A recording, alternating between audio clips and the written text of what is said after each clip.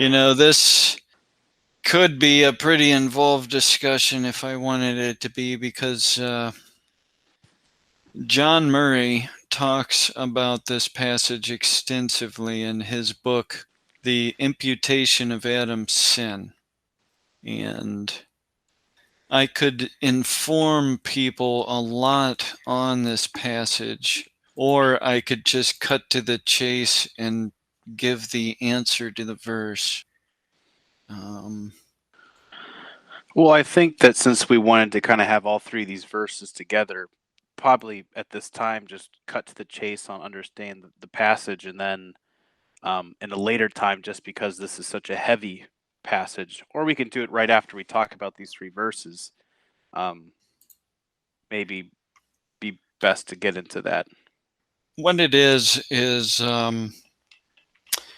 there is a parenthetical statement within it, like Paul is making a side comment within it, and you kind of have to grasp that in order to understand the flow, right? And John Murray talks about it. There's actually two side thoughts within it, but once you see that, the whole chapter becomes a little easier to understand, and or from verse 12 through to the end. So maybe I'll make a video on that sometime, but I could just cut to the chase on Romans 5, because the way Romans 5 is usually quoted to us as a proof text against the pre-Adamite view is just verses 12, 13, and 14 together as a chunk. And Paul's aside comment, though, begins in verse 13. So when you take these three verses together and make a quote out of them, you're stopping short of Paul completing his thought. So it's a bad way to quote this thought Paul's trying to communicate here, but nevertheless, it's usually quoted this way: Romans 5, 12, 13, and 14. And so I'll deal with it the way it's usually quoted. Wherefore, as by one man sin entered into the world, and death by sin, and so death passed upon all men, for that all have sinned. For until the law, sin was in the world, but sin is not imputed when there is no law. Nevertheless, death reigned from Adam to Moses, even over them that had not sinned after the similitude of Adam's transgression, who is the figure of him that was to come. Now, the first thing I would say is that we have been brought up with a traditional way of looking at this passage, and we have to identify tradition, okay? And something that a lot of people are taught from the pulpit, they're told, they pick it up in Christian programming and cartoons and Veggie Tales and stuff. The idea people have a lot when they read this, a traditional concept they have in mind, is that when God created, he created a perfect, sinless, immortal creation. And when Adam sinned, then the laws of nature changed. God plunged the creation into a new way, new laws of nature at work, and corruption permeated through the creation at that point. It's not taught in the Bible. It's all tradition. And I would suggest that it's wrong, and that we clear our mind of that assumption and read the text again. And if people can identify, assumptions we bring to the text, just identify them for the time being and set them aside and re-examine the text, they can see what it really means. That's the most important thing when dealing with this text, is just identifying assumptions we have in mind when reading it. That's really important.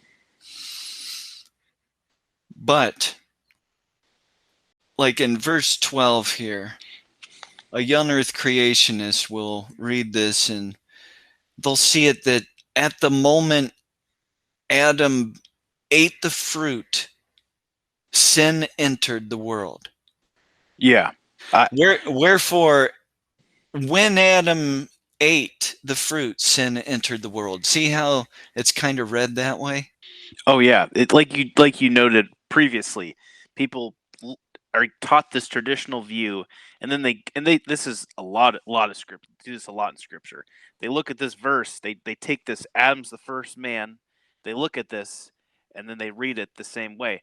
Therefore, just as sin came into the world through one man, had to have been Adam because he was the first man, he ate of the fruit, and then death through sin, so death spread to all men because all sinned. They clearly read it from a standpoint, as you had said, death and sin started at that point. Adam sinned and went forward from there. Mm-hmm.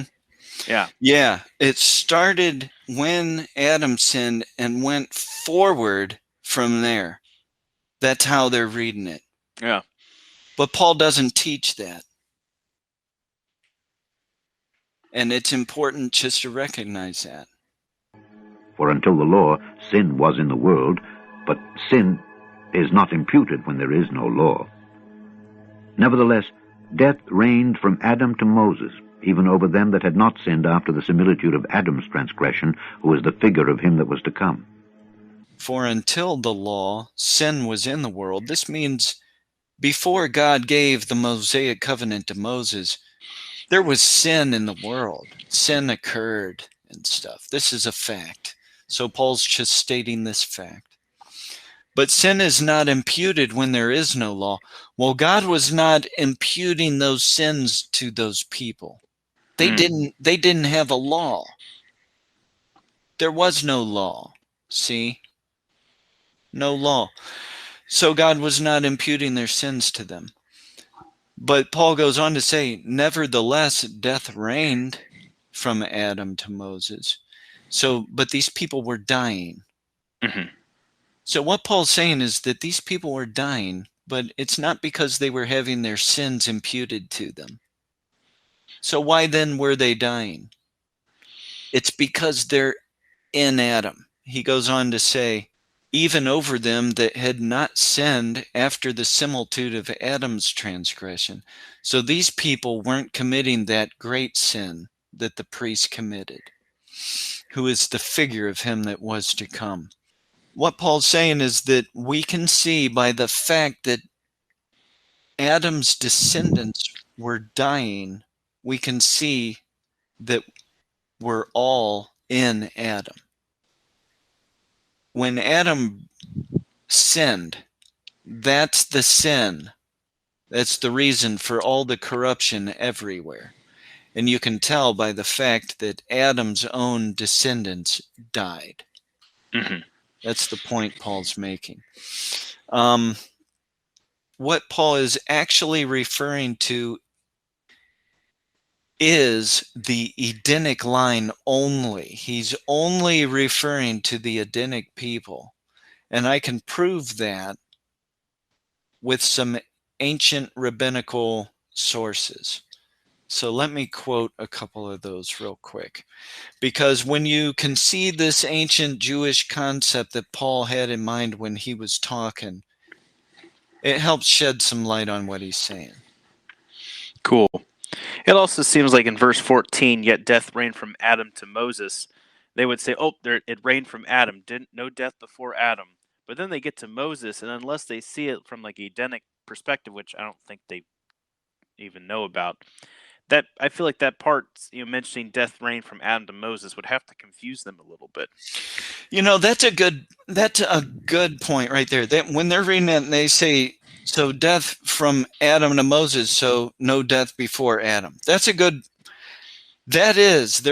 seeing that there. And I can understand why.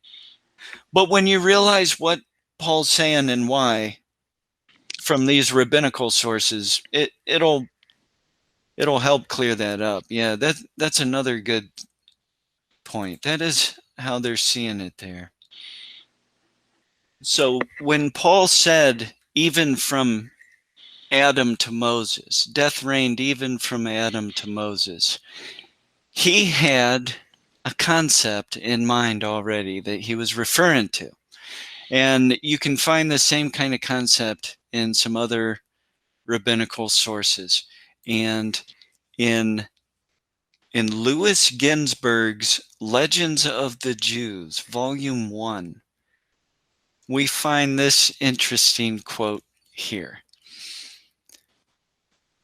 Therefore, God said before the creation of man, the celestials are not propagated. He's referring to the angels there. The celestials are not propagated, but they are immortal. The beings on earth are propagated, but they die. Notice they die. That's interesting. I will create man to be the union of the two, so that when he sins, when he behaves like a beast, death shall overtake him. But if he refrains from sin, he shall live forever. So that's just some interesting little insight on God creating Adam. And I mean, it's referring to mankind there, but you get the point.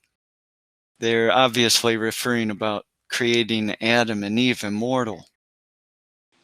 At the end of this, if you follow the footnote to Legends of the Jews, Volume 5, in this, on page 65, 66 here, there is an extensive listing of all kinds of rabbinical sources on these subjects.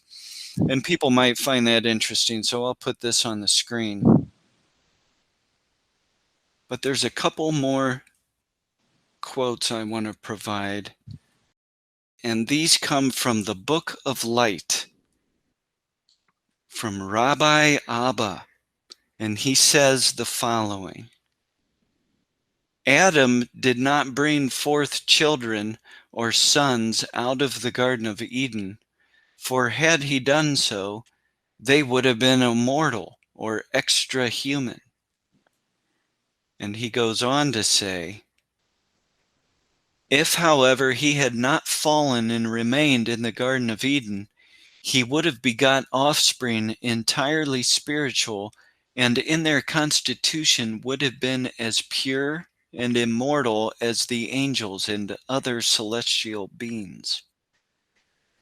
And this is the kind of concept Paul had in mind. If you look back at Romans 5. Nevertheless, death reigned from Adam to Moses. See, he's referring to that Edenic lineage who were not begotten immortal because They died.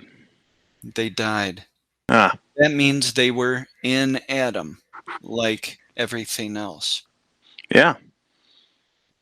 And you can see from reading this, if a keen reader can see here in verses 12 and verses 14, you can tell that Paul thought Adam was immortal until he sinned and he lost it.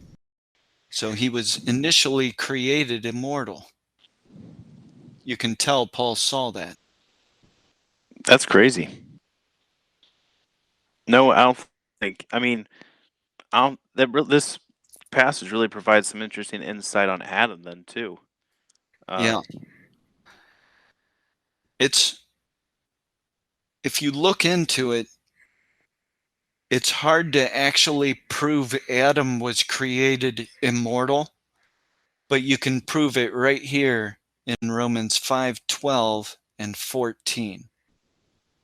In 5:12, As by one man sin entered into the world, and death by sin, you can tell Adam was immortal if you really think about it. Yeah. And then in verse 14, nevertheless, death reigned from Adam to Moses. Paul's referring only to the Edenic line there, and you can tell, since Adam's children were mortal, what point is Paul making? It means Adam was immortal. At first, he was created immortal. And something interesting about this, is this actually connects back to a verse in Genesis 6. Can you believe it? Really? Yeah. Nevertheless, death reigned from Adam to Moses, even over them that had not sinned after the similitude of Adam's transgression, who was the figure of him that was to come.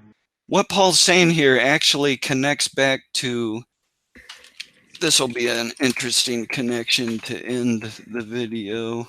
Yeah. On Romans 5. In Genesis 6:3. And the Lord said, My spirit shall not always strive with man, for that he also is flesh. Yet his days shall be 120 years. This is describing the diminishing longevity of the Edenic people. And I can actually prove that. I'll put a diagram on the screen so that people can see what I mean. But Adam lived 930 years as a mortal man. And if you count just his mortality, he lived 930 years. If you count the time he served in the garden, I think, by my theory, then he would die at age 999. So the Axis Mundi existed for 69 years, just short of 70, which is significant, okay? This number 70 has significance. So if Adam if the Axis Mundi existed for 69 years, and then Adam fell and became a mortal man, he lived 930 years, he died at 999 in a certain sort of way. But Adam's mortality, or the Edenic longevity, I should say, the longevity of the Edenic people slowly decreased over time. And when we arrive at Moses, do you know how long he lived? I'm going to take a wild guess and say 120 years. Yep.